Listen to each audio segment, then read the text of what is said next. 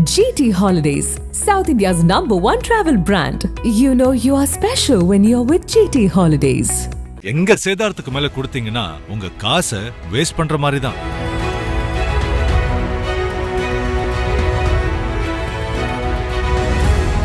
இப்போ நீங்க ஒரு டிஜிட்டல் கோல்டு பிளாட்ஃபார்ம் பண்றீங்க. நான் உங்கள்கிட்ட கோல்டு வாங்குறேன். திடீர்னு நாளைக்கு உங்க கம்பெனி மூடின்னு போயிட்டீங்கன்னா என் கதை என்ன ஆகும்? கிடைக்காது. இப்போ நீங்க ஒரு 500 ரூபாய் ஒரு சின்ன 7000 மாசம் 500 ரூபாய் கட்டுறாரு. 11 மாசத்துக்கு எவ்வளவு கட்டிருப்பாரு? 5500 ரூபாய். அவர் ஒரு 500 ரூபாய் கொடுத்தாரு. 6000 ரூபாய். 6000 ரூபாய் என்ன எடுப்பீங்க? நீ கிராமே 12000 ரூபாய். உலகத்திலே பெரிய பணக்கார கண்ட்ரி எது? யூஎஸ் இருக்கிற தங்கம் தமிழ்நாட்டில் இருக்கு. தமிழ்நாட்டில் மட்டும் சொல்ல இருக்கு. அப்படின்னா தமிழ்நாடு எவ்வளோ இந்த தங்கத்து மேல எவ்வளவு மோகமா இருக்கான் பாருங்க. இப்போ வேர்ல்டு எல்லாருமே பெரிய பெரிய பேங்க், நம்ம ரிசர்வ் பேங்க் இந்தியா மாதிரி பெரிய பெரிய பேங்க் வேர்ல்டு இருக்கிறோம் கோல்டை வாங்கி வைக்க ஆரம்பிச்சிட்டான். அவங்க ஜாஸ்தி வாங்க ரேட் இவ்வளோ ஓடுனதுக்கு காரணம் அவங்க தான் மெயினா. ஒருத்தர் வந்திருந்தார், அவர் மேசனா இருக்கிறாரு. அவருக்கே பெருசா மியூச்சுவல் ஃபண்ட்ல 3000 5000 சேர்க்கறதுக்கு அவரால் முடியல. ஏன் உங்களால இவ்வளவு கஷ்டம் இல்லை சார்? பொண்ணுக்கு ஒரு 100 சவரன் வச்சுக்கிறேன் கல்யாணத்துக்கு கொடுக்குறதுக்கு. அப்போ ஒரு டெய்லி சாப்பாட்டுக்கே இவ்வளவு கஷ்டப்படுறவங்க 100 சவரன் பொண்ணு கல்யாணம் பண்ணி கொடுத்துக்கிறேன். அப்போ உங்களோட மனநிலை எப்படி இருக்கு? கோல்டு ஃபண்ட் லான்ச் பண்ணாங்க. அப்போ அவங்களுக்கு மொத்தமா கலெக்ட் ஆனது அந்த NFO வருது இல்ல, அந்த NFO அவங்க கலெக்ட் பண்ணது 12 கோடி வெறும் 12 கோடி கலெக்ட் பண்ணாங்க. அதுக்கப்புறம் கோல்டு மேல மோகம் வந்த அப்புறம் மாசம் அவனுக்கு 25 கோடி கலெக்ஷன். இப்போ 300 கோடி போயிட்டாங்க அவங்க.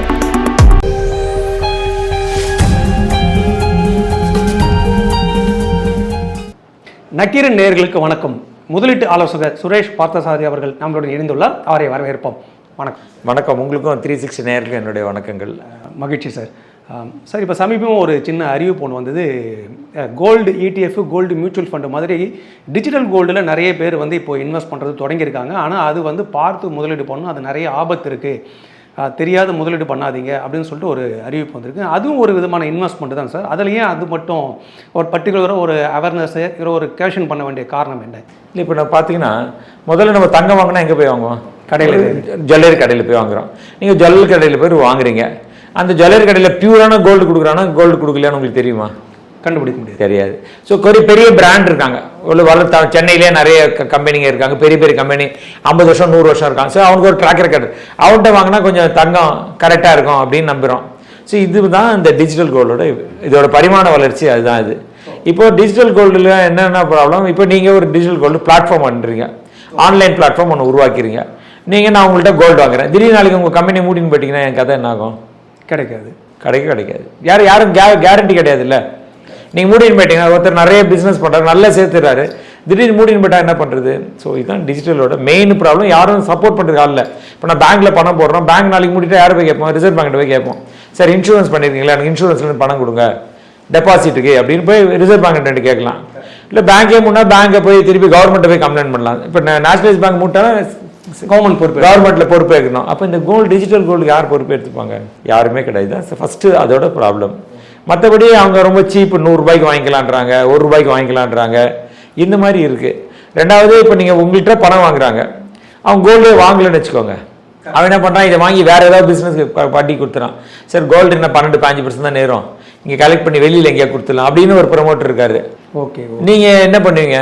நாங்க இன்வெஸ்ட் பண்ணது கோல்டு, அவர் அந்த பிஸ்னஸ்ல லாஸ் ஆயிரான்னு வச்சுக்கோங்க, பெரிய பிரச்சனை இல்லை. இது நம்ம சென்னையில் நீங்கள் உங்களுக்கு தெரியும், நீங்கள் 1995-96 பார்த்தீங்கன்னா நிறைய நான் பேங்கிங் ஃபைனான்ஸ் கம்பெனிஸ் இருந்தாங்க.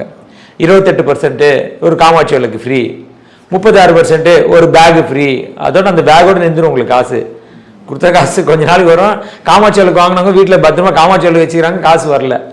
இந்த மாதிரி இருந்திருக்காங்க. ஸோ இந்த மாதிரி ஒரு டிஜிட்டல் பிளாட்ஃபார்ம் இருக்கிறாங்க. பிளாட்ஃபார்ம் மூடின்னு போயிட்டா என்ன பண்ணுறது? ஸோ இது நிறைய பேர் மக்கள் அதில் போயிடுறாங்க. டிஜிட்டல் கோல்டு 1 ரூபாய் இன்வெஸ்ட் பண்ணாது ஃப்ராக்ஷனல் இன்வெஸ்ட்மெண்ட்ஸ். இப்போ நம்மளால கோல்டு போய் ஒரு மிடில் கிளாஸ் ஃபேமிலி இன்னைக்கு வாங்கினா 12,000 ரூபாய் ஒரு கிராம். ஸோ 12,000 ரூபாய் ஒரு கிராம் கொடுத்து வாங்குறது எனக்கு வசதி இல்லை, நான் ரொம்ப ஏழை. ஸோ என்கிட்ட 500 ரூபாய் இருக்குது, கோல்டுக்கு இன்வெஸ்ட் பண்ணோம், நான் போய் அதை வாங்கிக்கிறேன், கோல்டு வாங்கிக்கிறேன் அப்படின்னு. அப்போ நம்ம வீட்டு பக்கத்தில் ஒரு நகை கடை இருக்கும், நகைச்சீட்டு 11 மாதத்துக்கு இருக்கும். அதே ரொம்ப பெரிய மாதம் இருந்தது. இதெல்லாம் ட்ராக் ரெக்கார்டு பார்த்தீங்கன்னா கொஞ்சம் வருஷத்துக்கு முன்னாடி, ஒரு 10-15 வருஷத்துக்கு முன்னாடி நகைலாம் 11 மாதம் கிடையாது, அவங்களே 3 வருஷம் சீட்டு 5 வருஷம் சீட்டு போடுவானுங்க. ஓகே, சீட்டு முடியல, உங்களுக்கு எவ்வளோ பணம் சேர்த்துருக்கீங்க, அவங்க கொஞ்சம் காசை போட்டு அதுக்கு ஈக்குவலாக கோல்டு நகையை எடுத்துக்கலாம். நீங்கள் அவன்கிட்ட இருந்தது.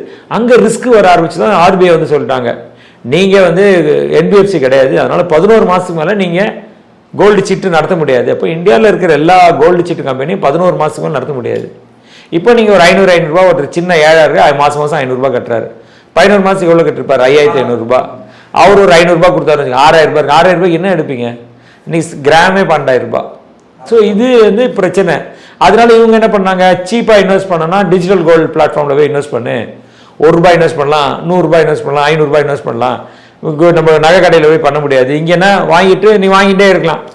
நான் நாளைக்கு ஒரு 50 ரூபா கிடைக்குது, ஆன்லைனில் வாங்கிக்கலாம். அடுத்த நாள் ஒரு 100 ரூபா கிடைக்குது, போய் வாங்கிக்கலாம். இப்படியே வாங்கி வாங்கி வச்சுக்கலாம் அப்படின்னு சொல்லிட்டாங்க. இப்போ அதில் என்ன ப்ராப்ளம்னா, அக்கௌண்டிங் யார் பண்ணுவாங்க? விதிமுறை இல்லை. அது அக்கௌண்டிங் ப்ரொசீஜர் இருக்கா? இல்லை. ஆடிட் இருக்கா? அதாவது இவ்வளோ தங்கம், இவ்வளோ ரூபாய் கலெக்ட் பண்ணி இவ்வளோ தங்கம் வச்சிருக்காங்க, இது ஆடிட் பண்ணுறாங்களா? இல்லை. ஜிஎஸ்டி ஒரு 3% இருக்குது.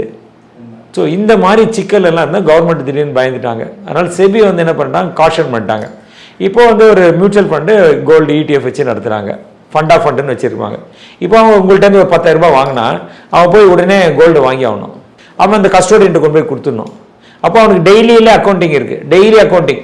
இன்றைக்கி கோல்டுக்கு வந்து நான் கலெக்ட் பண்ணது 50 கோடி ரூபாய், 50,000 கோடி, 50 கோடி கலெக்ட் பண்ணேன்னா 50 கோடி நகை வாங்கினேன்னா எங்கே நகை வாங்கினேன், என்ன பில்லு, அதோட கஸ்டோடியன்ட்டு கொண்டு போய் சப்மிட் பண்ணிடணும். இது செபியோட கட்டமைப்பு கீழே இருக்குது. அப்போ யாரோ ஒரு கவர்மெண்ட் ஏஜென்சி நீ என்ன வேலை செய்கிறேன்னு வந்து அடிக்கடி இன்ஸ்பெக்ட் பண்ணிட்டு போவோம். இப்போ பேங்க் ஒன்று இருக்குதுன்னா RBI வந்து ஆடிட் பண்ணிட்டு போவோம். அவங்க இன்டர்னல் ஆடிட் வச்சிருப்பாங்க, அதெல்லாம் RBI வந்து ஆடிட் பண்ணுவோம். இப்போ ஒரு மியூச்சுவல் ஃபண்ட் இருக்குன்னா செபி ஆடிட் கூட சர்ப்ரைஸ் ஆடிட் வந்து பண்ணுவான். ஏதாவது தப்பு இருந்தால் ஆக்ஷன் எடுப்பான். ஸோ இதுதான் செபி என்ன சொல்லிட்டாங்க, சரி டிஜிட்டல் கோல்டுக்கு வந்து பேக்கப் யாரும் கிடையாது. நீங்கள் சின்னதாக இன்வெஸ்ட் பண்ணலாம். இப்போ கோல்டு பீஸில் வந்தால் கூட நீங்கள் சில ஃபண்ட் ஹவுஸில் மினிமம் 5,000 ரூபாய் தான் இன்வெஸ்ட் பண்ண முடியும். சில பேர் 500 ரூபாய், 1000 ரூபாய், 2000 ரூபாய் கலெக்ட் பண்ணுறாங்க. ஆனால் இங்கே 1 ரூபாய், 2 ரூபாய், 5 ரூபாய், 100 ரூபாயிலேருந்து கலெக்ட் பண்ணுறான். இல்லை மொபைல்லே டக்குன்னு பண்ணிட்டு போயிட்டே இருக்கலாம். பெரிய டிமேட் அக்கௌண்ட் இங்கே வாங்கினா கோல்டு இது ETF வாங்கினீங்கன்னா டிமேட் அக்கௌண்ட் வாங்கணும். மியூச்சுவல் ஃபண்ட் வாங்கினா டிமேட் தேவையில்லை அட்லீஸ்ட். ஸோ அங்கே ஒன்றுமே தேவையில்லை, டாக்குமெண்ட் தேவையில்லை, அப்படியே போய் நீங்கள் ஓப்பன் பண்ணிட்டு போயிட்டே இருக்கலாம். ஸோ இதனால அவங்க பார்த்தாங்க இது ரொம்ப ரிஸ்க் ஜாஸ்தியாகுது. மக்கள் நிறைய பேர் இப்போ நம்மளுக்கு கோல்டு மோகம் வந்து நமக்கு தெரியும், தமிழனுக்கு கோல்டு மோகம் பயங்கரமாக அதிகம். உலகத்திலே பெரிய பணக்கார கண்ட்ரி எது? யூஎஸ்ல இருக்கிற தங்கம் தமிழ்நாட்டில் இருக்குது. இப்போ புரிஞ்சுக்கோங்க. அப்படின்னா யூஎஸ் அவ்வளோ பெரிய கண்ட்ரி, 35-40 கோடி, பெரிய பணக்காரன் அவன். என்ன சராசரி பர் கேபிட்டல் இன்கம்ன்றது $83,500 இருக்கு அங்கே. நம்மளுக்கு $2,500. அவங்க ஈக்குவலாக கோல்டு தமிழ்நாட்டில் இருக்குது. தமிழ்நாட்டில் மட்டும் நான் சொல்கிறேன், வேறு கண்ட்ரிலாம் வேறு ஸ்டேட்டே எடுக்கல நான். தமிழ்நாட்டில் எவ்வளோ கோல்டு இருக்கோ அந்த கோல்டு எடுத்தா யூஎஸ்ல கோல்டு இருக்குல்ல இருக்கு. அப்படின்னா தமிழ்நாடு எவ்வளோ இந்த தங்கத்து மேலே எவ்வளோ மோகமாக இருக்கான் பாருங்க. ஸோ இதுதான் அவங்க கவர்மெண்ட் பயப்படுறாங்க, ரொம்ப மோகமாயிடுறாங்க நம்ம ஆளுங்க. ஸோ எல்லாத்தையுமே வாங்கினா அந்த கோல்டு ப்ரைஸ் ஆர்டிஃபிஷியலாக வேறு ஏறிடுது, டிமாண்ட் ஏறிடுது. ஏன்னா பிகாஸ் கோல்டுக்குன்னு ஒரு வேல்யூ கிடையாது. இப்போ நம்ம கோல்டு எங்கேயும் வெட்டி எடுத்து 4 காலில் கொடுத்துடலாம், அப்படி கிடையாது. இப்போ ஒரு தக்காளியா டிமாண்ட் ஜாஸ்தி தான், இன்னும் 4 விலை வை, அவன் ஆட்டோமேட்டிக்காக தக்காளி விலை இறங்கிடும். பட் கோல்டு ஒன்றும் பண்ண முடியாது நம்மளால்.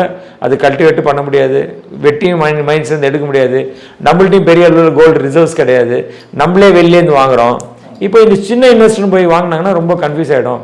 ஸோ இதுக்கெல்லாம் பயந்து தான் கவர்மெண்ட் வந்து இப்படி செபி வந்து இப்படி ஒரு ஸ்டேட்மெண்ட் கொடுத்துட்டான். டிஜிட்டல் கோல்டு வந்து it is not backed by, நீங்களே வாங்கணும்னா வாங்கிக்கலாம். சரி பார்த்தீங்கன்னா MMTC PAMPன்னு ஒரு சைட் இருக்குது. அந்த போர்ட்டலில் போய் நீங்கள் வாங்கலாம். நிறைய போர்ட்டலில் அவன் டைப் வச்சுப்பாங்க. இவன் அவன்கிட்ட போய் வாங்குவான். அவன் கொஞ்சம் பெரிய போர்ட்டல், ரொம்ப வருஷமாக பிஸ்னஸில் இருக்கிறான், அது வழியாக போய் வாங்கலாம். நீங்கள் ஏதோ ஒன்றுனா MMTC PAMPன்னு ஒன்று இருக்குது. அந்த போர்ட்டலில் இவங்க எல்லாமே சின்ன ஆளுங்க அவனோட டைப் வச்சுப்பாங்க. இவங்க வந்து அவன்கிட்ட காசு கொடுப்பான், அவன் கோல்டை வாங்கி வச்சுப்பான். அது ஏதோ ஸ்விஸ் பேக்கடப்பு, அது ஏதோ ப்ரைவேட் தான், it is not a company. அது ஒரு பெரிய பிராண்டாக இருக்குது. ஸோ அதில் ஒரு பரவாயில்ல அப்படின்றாங்க. பட் இருந்தாலும் பெரிய பிராண்ட் இருந்தாலும் எதுவும் பேக்கப் இல்லைன்னா கஷ்டம் இல்லை. மானிட்டரி ஆடிட்டிங் இருக்கணும். நீ காசுக்கு தங்கம் வாங்கி வச்சிருக்கியா வாங்கலையா வெரிஃபை பண்ணுறது ஆள் இல்லை, வெரிஃபை பண்ணுறதுக்கு இருக்காது. ஆடிட்னா அவன் இன்டர்னல் ஆடிட் வச்சிருப்பான், அவன் இன்டர்னல் ஆடிட்லாம் நம்ப முடியாதுல்ல. ஸோ இந்த மாதிரி பிரச்சனைகள் தான் கவர்மெண்ட் சொன்னாங்க. நீ கோல்டு வாங்கணுமா, ஒன்று காயின்ஸாக வாங்கி வச்சுக்கோ. பேங்க்லலாம் காயின்ஸ் விற்கிறாங்க, அது வந்து 24 கேரட் கோல்டு, அதுக்கு ஒரு 5% ப்ரீமியம் சார்ஜஸ் எல்லாமே போடுறாங்க. இங்கே கோல்டு ETF வந்து அந்த பிரச்சனை இல்லை உங்களுக்கு. இங்கே எக்ஸ்பென்சஸ் ரேஷியோ இருக்குது, 0.2லேருந்து 1% வரைக்கும் இந்த எக்ஸ்பென்சஸ் ரேஷியோ இருக்கும் அந்த கோல்டில். அது ஒன்று, பட் 100% சேஃப்டி நம்மளுக்கு. ரெண்டாவது, நீ அன்றைக்கி விற்கும் போது உங்களுக்கு காசாக கொடுத்துட்றான். உங்களுக்கு எந்த கடை பிடிச்சதோ அந்த கடையில் போய் வாங்கிக்கலாம். இப்போ நான் ஒரு கோல்டு பிஸ்கெட்டாக வாங்கி வச்சுக்கிறேன்னு வச்சுக்கோங்க, நான் திருப்பி யூஸ் பண்ண என்ன பண்ணணும், ஏதாவது ஒரு கடையில் அதை போய் கொடுக்கணும். அவன் என்ன ரேட் சொல்கிறானோ அந்த ரேட்டுக்கு எடுத்துப்பான்.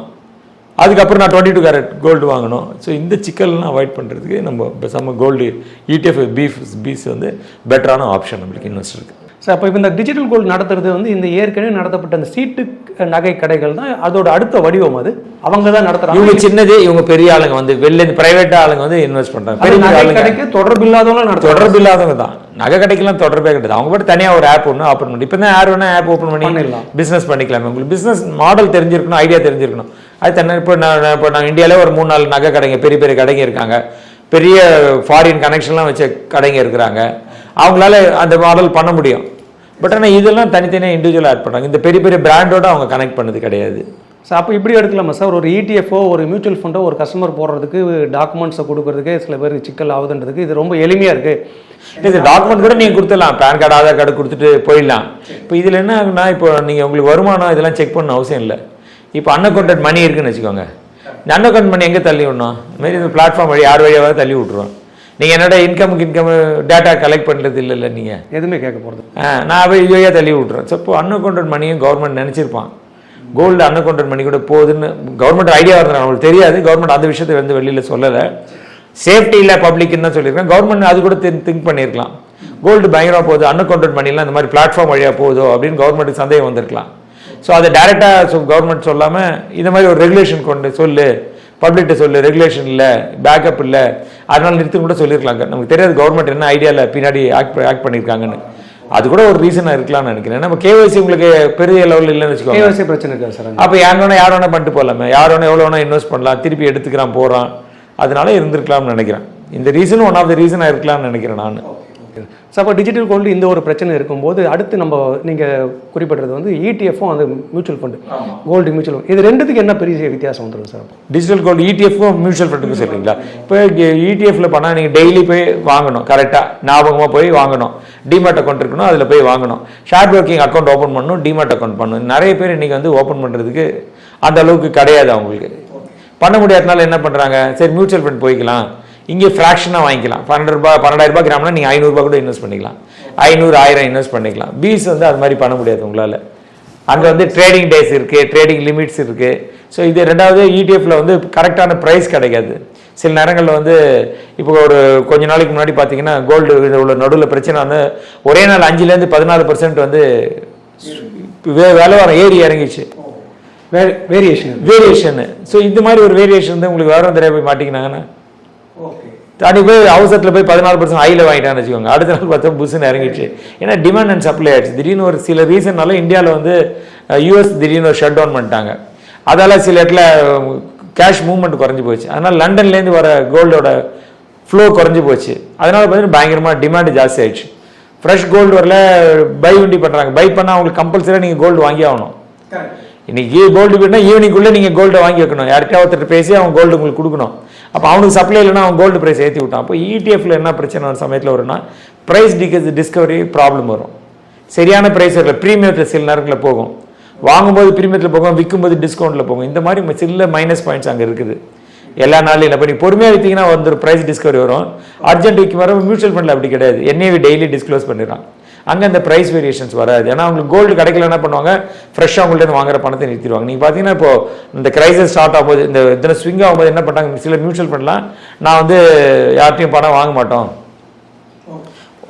3 weeks 3 days 1 week நான் வாங்க மாட்டோம் பணத்தாட்டாங்க. ஏன்னா கோல்டு சப்ளை வரல. US திடீர்னு லாக்டவுன் பண்ணாங்க. இப்போ அதனால என்னாச்சு, லண்டன் மார்க்கெட்லேருந்து இங்கே ஃப்ளோ கம்மியாயிடுச்சு அப்படின்னு ஒரு நியூஸ் இருந்தது. ஃப்ளோ இல்லாதனால எல்லாரும் இங்கே இருக்கிற டீலர்லாம், ஹோல்சேல் டீலர்லாம் ப்ரைஸ் ஏற்றி விட்டாங்க கோல்டு ப்ரைஸை. அப்போ நான் வாங்கினா உங்கள்கிட்ட நான் 100 ரூபா வாங்கினேன், அங்கே போய் பண்ணால் கோல்டு 105 ரூபாய்க்கு வாங்கினா எனக்கு ப்ரீமியம் ஆகிடுது 5 ரூபா இல்லை. அப்போ அந்த லாஸ் யாருக்கு வரும், இன்வெஸ்டர்ஸ்க்கு தான் வரும். அதனால் அவங்க நிறுத்தி விட்டாங்க. ஸோ இந்த மாதிரி ஒரு சேஃப்டி மெக்கானிசம் இருக்குது. பிரச்சனை நிறுத்தத்துக்கு இவங்க யோசிப்பாங்க, ஐயோ நம்ம ஃபண்ட் ஹவுஸ் பேர் கெட்டு போயிடும், 3 லட்சம் கோடி 4 லட்சம் கோடி மேனேஜ் பண்ணுறான், இது ஒரு தங்கத்தில் ஏதாவது ஒரு பிரச்சனை வந்ததுன்னு வச்சுக்கோங்க, அவன் பேர் கெட்டு போயிடும். ஸோ இந்த மாதிரி ஒரு பிராண்டு, அது பேக்டு பை ரெகுலேஷன்ஸு, சிஸ்டமு, ஆடிட்டு, கஸ்டோடியன், இவ்வளோ பேர் மியூச்சுவல் ஃபண்ட் உள்ளே இருக்கிறதுனால நம்மளுக்கு கொஞ்சம் சேஃபான கிளியராக இருக்குது. அப்போ ETF-லேருந்து மியூச்சுவல் ஃபண்ட் கோல்டு நம்மளுக்கு வந்து ஒரு காமன் மேனுக்கு சிறந்தது. அவன் நீங்கள் வந்து கோல்டாக கொடுக்க மாட்டான், பேமெண்ட்டை காஷாக கொடுத்துரும். நம்ம எங்கே வேணுமோ அங்கே போய் கோல்டு வாங்கிக்கலாம். அது ஒரு அட்வான்டேஜ் மியூச்சுவல் ஃபண்டில். கொஞ்சம் சார்ஜஸ் கொஞ்சம் ஸ்லைட்லி ஜாஸ்தி கோல்டு ஃபண்ட் வாங்கும்போது.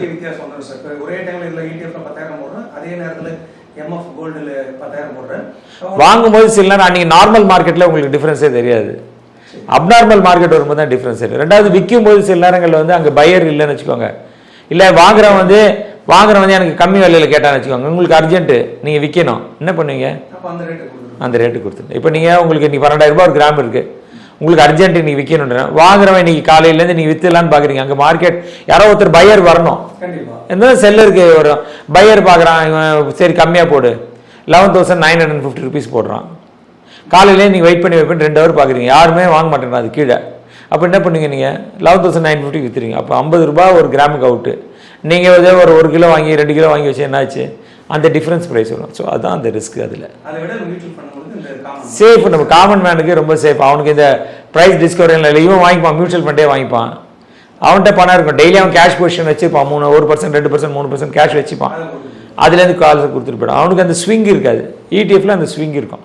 அதான் அந்த டிஃப்ரென்ஸ். ஸோ பேங்க்கில் நீங்கள் சொல்லும்போது வந்து 24 கேரட் தான் வாங்குவாங்கன்னா இவங்க என்ன மாதிரி கிராம் வாங்குவாங்க? இவங்கெல்லாம் வாங்கும்போது அப்படியே வாங்குவாங்க. நம்மளை பொறுத்தவரை இவன் கேஷாக தானே கொடுக்குறான்.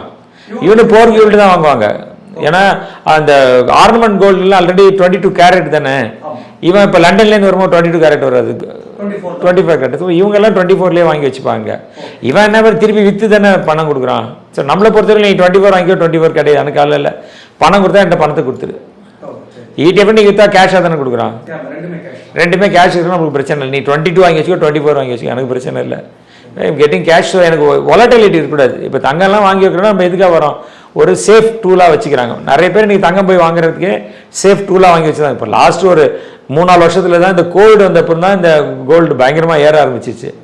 ஸோ கோவிட் வந்த வருஷத்தில் பார்த்தீங்கன்னா மார்ச்லேருந்து ஆகஸ்ட்குள்ளே 40% ஏறிடுச்சு. 40%. லாஸ்ட் இயர் கோல்டு வந்து 30%. இந்த ஃபினான்ஷியல் இயரில் பண்ண பார்க்கும்போது 50-55% ஏறி இருக்குது. அப்போ 2 வருஷத்தில் கோல்டு கிட்டத்தட்ட 85-90% ஏறி இருக்குது. 1 லட்ச ரூபாய் வாங்கினா 1,90,000 ரூபாய் இப்போ ஆயிருக்கு. ஸோ இப்போ இது மாதிரி எந்த ஒரு பொருள் வாங்கினாலும் ரொம்ப கஷ்டம். ஏன் இவ்வளோ திடீர்னு ஓடிச்சு அப்படின்னா, இப்போது யுக்ரைன் ரஷ்யா வார் வந்தது.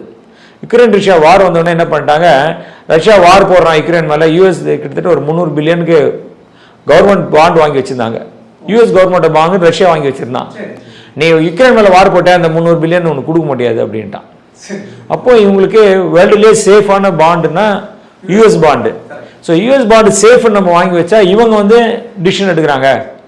அப்போது இது சேஃப்டி கிடையாது அப்படின்னு உலகத்தில் இருக்கிற எல்லா சென்ட்ரல் பேங்க்கும் பயப்பட ஆரம்பிச்சிட்டாங்க. நம்ம நாளைக்கு வந்து யூஎஸ்ல பணத்தை போட்டு யூஎஸ்க்கு நம்மளுக்கும் சண்டை, நாளைக்கு இந்தியாவுக்கு யூஎஸ்க்கு சண்டை, நீ என்கிட்ட போட்ட பணம்லாம் கொடுக்க முடியாது போ. இந்த ஸ்கூலில் பசங்களாம் சண்டை போடுவாங்கல்ல, அதே மாதிரி நீ எது பண்ணி அவனுக்கு இது கொடுக்க மாட்டேன் போ அப்படின்னு, நோட் புக் நான் நீ தர மாட்டேன், நீங்கள் சண்டை போட்டால் ஹோம் ஒர்க் நான் கொடுக்க மாட்டேன் உனக்குன்னா நீ என்ன சண்டை வரீங்களா. இந்த மாதிரி ஒரு கண்ட்ரியே பண்ணிட்டான், யூஎஸ்ஏ பண்ணிட்டான். அப்போது உலகத்தில் இருக்க பேங்க்லாம் என்ன பண்ணிட்டான், ஐயோ யூஎஸ் டாலர் கொடுத்து நம்ம எதாவது மாட்டிக்க போகிறோம், பேசாமல் கோல்டு வாங்கி வச்சிடலாம் அப்படின்னு சொல்லி எல்லாருமே கோல்டு வாங்க ஆரம்பிச்சிட்டாங்க.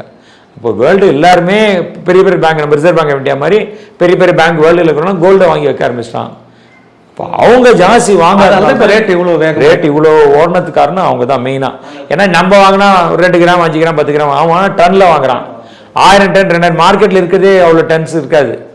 இவன் போய் 1000 டன் அப்படின்னு வாங்கினா என்ன பண்ணுறது. இப்போ சைனாலாம் ரொம்ப வருஷமாக இல்லாமல் இருந்தாங்க. இப்போ சைனாட்டையும் கோல்டு நிறைய ஆயிடுச்சு, சைனாவும் இப்போ கோல்டு நிறைய ஆயிடுச்சு. அப்புறம் நிறைய கண்ட்ரி இப்போ கோல்டு வாங்க ஆரம்பிச்சிட்டாங்க. ஸோ இதால் இந்த கோல்டு வேலை இப்படி அதீதமாக போயிடுச்சு. இப்போ வேர்ல்டெல்லாம் கொஞ்சம் நார்மலைஸ் ஆயிடுச்சுன்னா கோல்டு ப்ரைஸ் இறங்கிட்டு. ஏன்னா கோல்டுக்குன்னு இன்னைக்கு இதனால கோல்டு ப்ரைஸ் ஏறும்னு சொல்ல முடியாது, என்ன பர்பஸால் ஏறும்னு சொல்லணும். அந்த மாதிரி ஒரு இல்லை. இப்போ ஒரு கம்பெனி இருக்குது, அந்த கம்பெனி நல்லா வியாபாரம் பண்ணுறான், பொருள் நிறைய உற்பத்தி பண்ணுறான், பப்ளிக் நிறைய வாங்குறான், ஸோ இவனுக்கு லாபம் வரும், அதனால இந்த கம்பெனி ஷேர் ப்ரைஸ் வாங்கினா நமக்கு லாபம் அப்படின்னு சொல்லலாம். கோல்டுக்கு அந்த மாதிரி சொல்ல முடியாது. இந்த கண்ட்ரிக்கு அந்த கண்ட்ரிக்கு பிரச்சனை, அங்கே பஞ்சம் பட்டினி, இன்னொரு கண்ட்ரி அழிஞ்சு போயிட்டு இருக்கு. அப்போ சேஃபாக என்ன வாங்குறதுன்னா கோல்டு வாங்குவாங்க. அப்போது கோல்டு வந்து நம்ம தமிழை எப்பயுமே என்ன நினச்சி வாங்குவோம், ஒரு நல்ல ஒரு பொருளாக ஒரு நல்ல நாள் இல்லை அப்படின்னா ஒரு கோல்டை வாங்கினா. ஆனால் அந்த கோல்டு எப்படி ஏறுது, இன்னொருத்த அழிஞ்சா கோல்டு ஏறுது. ஸோ இதுதான். ஸோ நீங்கள் ஒரு தமிழை யோசிச்சான்னு வச்சுக்காங்க, அடுத்த வாங்கிச்சா நம்ம வளர்கிறோம், அது வேண்டான்னு வச்சோன்னா இந்த கோல்டோட மோகம் நம்மளுக்கு குறைஞ்சிரும். விட்டுட்டு நம்ம நார்மலாக இன்வெஸ்ட் பண்ணிக்கலாம். இப்போ இந்த நாகர்கோவில் பெல்ட்டெல்லாம் இருக்காங்க பாருங்கள், ரொம்ப லோ லெவலில் ஏர்னிங்ஸ் இருக்காங்க. அவங்க பொண்ணை கல்யாணம் பண்ணிங்கன்னா 100 கிராம் 100 சவரன் 200 சவரன் போட்டுரு சவரன் போடுறானுங்க. இவன் சாப்பிடவே மாட்டான். இவங்களே ஒரு சின்ன கட்டட வேலை செய்வாங்க, மேசனாக இருப்பாங்க. ஒருத்தர் வந்திருந்தார், அவர் மேசனாக இருக்கிறாரு. அவருக்கே பெருசாக மியூச்சுவல் ஃபண்டில் 3000-5000 சேர்க்கறதுக்கு அவரால் முடியல. எங்கள்கிட்ட அவர் பேசும்போது என்ன ஏன் உங்களால் இவ்வளோ கஷ்டம் இல்லை சார், பொண்ணுக்கு ஒரு 100 சவரன் வச்சுக்கிறேன் கல்யாணத்துக்கு கொடுக்குறதுக்குன்னு. அப்போ இவர் டெய்லி சாப்பாட்டுக்கே இவ்வளோ கஷ்டப்படுறவங்க 100 சவரன் பொண்ணு கல்யாணம் பண்ணி கொடுத்தீங்கன்னா அப்போ உங்களோட மனநிலை எப்படி இருக்குது? ஸோ என்னோட ரிக்வஸ்ட் எல்லாருக்கும் கோல்டு மேலே இருக்கிற மோகத்தை குறைச்சிக்கோங்க. இன்வெஸ்ட்மெண்ட்டாக பாருங்கள், ஒன்றும் பிரச்சனை இல்லை. நம்ம இன்வெஸ்ட் பண்ண லேண்டில் இன்வெஸ்ட் பண்ணணும், கோல்டில் இன்வெஸ்ட் பண்ணணும், ஃபிக்ஸட் டெபாசிட்டில் இன்வெஸ்ட் பண்ணணும், மியூச்சுவல் ஃபண்டில் இன்வெஸ்ட் பண்ணுங்க, ஷேர் வாங்கிக்கோங்க. இது மாதிரி இன்வெஸ்ட்டாக பாருங்கள். ஆனால் அது மேலே மோகத்தை எடுத்துட்டிங்கன்னா இந்த டிமாண்ட் குறைஞ்சிரும். ஸோ நம்மளோட பொருளாதாரமும் வளர்கிறதுக்கான வாய்ப்புகள் இருக்கும். நிச்சயம் சார். சார் கோல்டு லாஸ்ட் ஒரு கேள்வி. இப்போ 1 கிராம் எல்லாருக்குமே மைண்டில் தோன்றது வந்து 1 கிராம் தான். சரி, 11,000 12,000 12,000 இந்த மைண்டில் இருக்கும்போது இப்போ ஒரு சின்ன நண்பருக்கு ஏற்பட்ட ஒன்று. இப்போ அவர் வந்து கோல்டு மியூச்சுவல் ஃபண்டுக்கு உள்ளே இன்வெஸ்ட் பண்ண வராரு. இங்கே பார்த்தா அது 10 ரூபாயிலேருந்து 50 ரூபாயிலேருந்து ஒரு கம்பெனியுமே ஒரு ரேட்டில் விற்பனை ஆகுது. இப்போ அவர் ஒரு 5,000 ரூபாய் இன்வெஸ்ட் பண்ணும்போது அவர் யூனிட்ஸாக பிரிக்கிறாங்க, திருப்பி அது ஒரு என்ஐவின்னு கொடுத்துறாரு. இப்போ அவர் எப்படி சிந்திக்கிறாருன்னா 1 கிராம் வந்து 12,000 விற்றுனுக்குது, இங்கே என்ன 50 ரூபாயில் கொடுக்குறாங்க, என்ஐவின்னு கொடுக்குறாங்க, யூனிட்ஸ். இந்த இடத்துல அவங்க குழப்பிக்கிட்டாங்க. இல்லை, ஃப்ராக்ஷனல் யூனிட்ஸ்னு பேர், இதோட பேர் ஃப்ராக்ஷனல் யூனிட்ஸ். என்னால் 1 கிராம் வாங்க முடியல, என்னால் வந்து 0.10 கிராம் வாங்க முடியுமா, 0.20 கிராம் வாங்க முடியுமா? ஸோ என்னால் சின்ன ஆளுங்க வாங்க முடியாதுன்னா அவங்கெல்லாம் இங்கே வந்து வாங்கிக்கலாம். 1 கிராமில் 1/10 வச்சுக்கோங்களேன், 1000 ரூபாய். இன்றைக்கி 12,000 ரூபாய் இன்றைக்கி விற்கிது அப்படின்னா 1200 ரூபாய். 1 கிராமில் 0.10 1 10ஆல் வகுத்தினா 1000 ரூபாய். இப்போ நம்ம 1000 ரூபாய் மியூச்சுவல் ஃபண்ட் வாங்கினா என்ன வாங்குறீங்க? 1/10 1 கிராம் வாங்குறீங்க. ஸோ இப்படி அக்குமுலேட் பண்ணுங்க. அப்போ கொஞ்ச நாளில் பார்த்தீங்கன்னா 12 மாதம் நீங்கள் 1/10 வாங்கினா அப்புறம் பார்த்தீங்கன்னா எவ்வளோ இருக்கும்? உங்கள்கிட்ட 1 கிராம் இருக்கும். ஸோ இப்படி தான் அக்குமுலேட் பண்ணும். அப்போ நம்மளுக்கு ரிட்டர்ன் பார்த்தீங்கன்னா இந்த ரெண்டும் ஆல்மோஸ்ட் தான் இருக்கும், கிட்ட ஒரே ஆல்மோஸ்ட் தான் இருக்கு. இப்போ நீங்கள் நிறைய மியூச்சுவல் ஃபண்ட் இன்னைக்கு ஃப்ளோட் பண்ணியிருக்காங்க, ஒருத்தருக்கு என்ஐவி பார்த்தீங்கன்னா பெரிய டிஃபரன்ஸ்லாம் இருக்கவே இருக்காது. இப்போ 1 2 மைனர், ஏன்னா அது பேர் ட்ராக்கிங் எரர்ன்றான். சில பேர் என்ன பண்ணுவாங்க 3% கேஷ் வச்சுப்பான், சில பேர் ரிஸ்க் எடுக்கலாம் 2% கேஷ் வச்சுப்பான், ஒருத்தன் 1% கேஷ் வச்சுப்பான். இந்த யார் கேஷ் கம்மியாக வச்சுக்கணும் அவனோட என்ஏவி ஜாஸ்தியாக இருக்கும். ஏன்னா அவெல்லாம் கோல்டில் இன்வெஸ்ட் பண்ணியிருப்பான். இறங்கும் போது என்னன்னா இவருக்கு 1% கேஷ் வச்சுக்கிற அவருக்கு ஜாஸ்தி இறங்கியிருப்பாரு, 3% ரொம்ப கம்மியாக இறங்கியிருப்பான். ஏன்னா 3 ரூபாய் கேஷாக வச்சிருக்கேன் நான், கோல்டில் போடல. ஸோ இதுதான் ஏறுற மார்க்கெட்டில் வந்து யார் கம்மியாக வச்சுருக்கணும் அவன் நிறைய ரிட்டர்ன் காமிக்கும், யார் ஜாஸ்தி கேஷ் வச்சுக்கணும் அவன் ரிட்டர்ன் கம்மியாக இருக்கணும். ஆனால் எல்லாத்தையும் கூட்டி பார்த்தீங்கன்னா பெரிய டிஃப்ரென்ஸ் வராது. அந்த வாங்குற நேரம் கூட ஒருத்தர் ஒரு டைம் பொறுத்து வாங்க. இன்னைக்கு மார்க்கெட்டை பொறுத்தவரைக்கும் மியூச்சுவல் ஃபண்டில் போய் வாங்கினீங்கன்னா காலையிலேருந்து 10 மணிலேருந்து 3 மணி தான், இவ்வளோ தான். இவங்கள்ட்ட இருக்கிற பணத்துக்கு ஏற்கனவே இன்னைக்கு காலையில் பேசி வச்சுருப்பாங்க. சரி, நம்ம நார்மலாக அவங்களுக்கு தெரியும் இவ்வளோ ஃப்ளோ வரும், இன்னைக்கு 20 கோடி வரும், 10 கோடி வரும், 20 கோடி வரும், அந்த மாதிரி. இப்போ ஒரு ஃபண்ட் ஹவுஸ் பார்த்தீங்கன்னா லாஸ்ட் இயர் ஃபண்டை லான்ச் பண்ணாங்க, கோல்டு ஃபண்டு லான்ச் பண்ணாங்க. அப்போது அவங்களுக்கு மொத்தமாக கலெக்ட் ஆனது அந்த என்எஃப்ஓ இப்போ வருது இல்லை, அந்த என்எஃப்ஓவில் அவங்க கலெக்ட் பண்ணது 12 கோடி தான், வெறும் 12 கோடி கலெக்ட் பண்ணாங்க. அதுக்கப்புறம் கோல்டு மேலே மோகம் வந்த அப்புறம் மாதம் அவனுக்கு 25 கோடி கலெக்ஷன், இப்போ 300 கோடி போயிட்டாங்க அவங்க. 12 கோடி. அப்போ கோல்டு மேலே யாரும் ப்ரைஸ் ஏறும்னு எதிர்பார்க்கல, ஏறினோடனே போய் பணத்தை போடுறாங்க, அப்படின்னா நம்ம திருப்பி இறங்கும். ஸோ இதுதான் மக்கள் என்ன புரிஞ்சுக்கணும்னா, நம்ம எந்த ஒரு இது இருந்தாலும் ஒரு இலக்குகள் அடிப்படையில் நம்ம முதலீடு பண்ணிட்டோம்னா, இப்போ எனக்கு ஒரு பெண் இருக்குது, அதுக்கு நான் கல்யாணம் பண்ணணும், கல்யாணம் பண்ணால் ஒரு 10 சவரன் கொடுப்பேன் நான் அப்படின்னா 10 சவரன் எனக்கு 80 கிராம் தேவை. இன்னைக்கு குழந்தைக்கு 2 வயசு ஆகுது, நான் இப்போ 22 வயசு 23 வயசில் கல்யாணம் பண்ணுவேன், எனக்கு 20 வருஷம் இருக்குது. 20 வருஷத்தில் நான் இந்த கிராமை எப்படி பிரித்து போட்டு வாங்குறது? 80 கிராம் டிவைடட் பை 20 வருஷத்தில் போட்டுருணும். அப்போ போட்டு நீங்கள் 1/4 கிராம் 1/2 கிராம் வாங்கினே போனீங்கன்னா உங்களுக்கு வேண்டிய கிராம் வந்துடும். ஸோ இது இல்லாத மாதிரி மக்கள் ஓடி போயின்றதுனால இந்த மாதிரி கோல்டு விலையெல்லாம் ஏறிடுது. இப்போ டேக்ஸ் பார்த்தீங்கன்னா டிஜிட்டல் கோல்டு வாங்கினாலும் ஒரே டேக்ஸ் தான், மியூச்சுவல் ஃபண்டு ஃபிசிக்கல் கோல்டு வாங்கி விற்றாலும் ஒரே டேக்ஸ். டேக்ஸை பொறுத்தவரைக்கும் எல்லாம் ஒன்று தான். Digital gold ETF physical gold எல்லாமே டேக்ஸ் ஒன்று தான், டேக்ஸ் டிஃப்ரென்ஸ் கிடையாது. 3 வருஷத்துக்கு மேலே வச்சுருந்தீங்கன்னா இந்த டேக்ஸ் எல்லாருக்கும் ஒரே டேக்ஸ் தான் வந்துடும். இல்லை, ஆமாம், அந்த கோல்டில் வந்துடும், அந்த மாதிரி வந்துடும். Okay sir. அப்போ இப்படி எடுத்துக்கலாமா சார்? கடைசியாக கோல்டில் வந்து டிஜிட்டல் கோல்டு ரொம்ப கேர்ஃபுல்லாக இருக்கணும், மோஸ்ட்லி அவாய்ட் பண்ணுறது நல்லது. ETF விட நம்ம கோல்டு மியூச்சுவல் ஃபண்டில் இன்னும் சேஃப்டி, வாலட்டிலிட்டி கொஞ்சம் கம்மி. வாலட்டிலிட்டி இமீடியட்டாக நம்ம தேவைப்படும் ரெடம்ஷன் பண்ணலாம். ETFல அந்த ஒரு சின்ன மார்க்கெட் அன்றைக்கி எப்படி டிமாண்ட் சப்ளை பொறுத்து இருக்க ப்ரைஸ் வேரியேஷன்ஸ் கரெக்டாக கிடைக்காது, இல்லை இதில் ஈஸியாக கிடைக்கும் நம்மளுக்கு. ரெடம்ஷன்னா கண்டிப்பாக கொடுத்தாகும் அந்த கான்செப்ட். Right sir. Okay sir. கோல்டை பற்றி ரொம்ப விரிவாக ரொம்ப தெளிவாக, ஏன்னா டிஜிட்டல் கோல்டு ரொம்ப அதிகம் பேர் போகக்கூடிய இடத்துல மாதிரி இந்த மாதிரி ஒரு விழிப்புணர்வு கண்டிப்பாக அவங்களுக்கு ஒரு ஐ ஓப்பனர் இருக்கும். நிகழ்ச்சியில் கலந்து கொண்டது மிக்க நன்றி. நன்றி. உங்கள் நேயருக்கு என்னுடைய வணக்கங்கள்.